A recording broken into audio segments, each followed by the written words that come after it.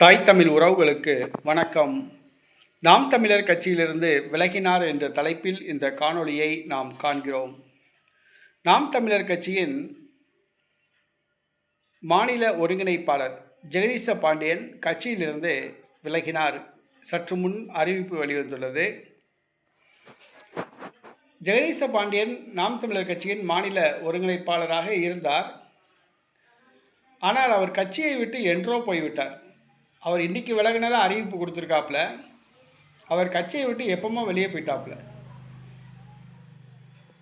இந்த மாவீரர் நாள் அன்று திருச்சியில் மாவீரர் நாள் அன்று வெற்றிக்குமரன் நடத்திய தமிழர் ஒருங்கிணைப்பு கூட்டம், தமிழர் ஒருங்கிணைப்பு இயக்கம் நடத்திய அந்த கூட்டத்தில் போய் அவர் கலந்துக்கிட்டாப்புல.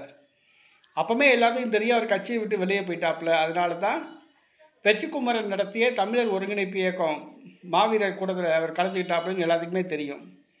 தமிழக வாழ்வுரிமை கட்சி நடத்த உள்ள அந்த பொதுக்கூட்டங்களையும் கலந்துக்க போகிறதா சொன்னாங்க. அந்த கட்சியின் பொதுச் செயலாளராக ஜெகதீச பாண்டியன் நியமிக்கப்பட இருப்பதாக கூட ஒரு செய்தி வந்துச்சு. ஆக இவர் நாம் தமிழர் கட்சியை விட்டு வெளியே போய் ரொம்ப நாள் ஆச்சு. நடைபெற்று முடிந்த பாராளுமன்ற தேர்தலில் கள்ளக்குறிச்சி தொகுதியில் போட்டியிட்டவர்.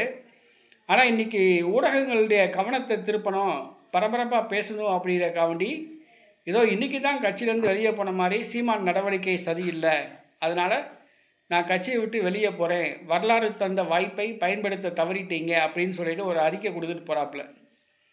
ஆனால் ஜெகதீச பாண்டியன் கட்சியை விட்டு என்றைக்கோ போயிட்டார், அதான் உண்மை.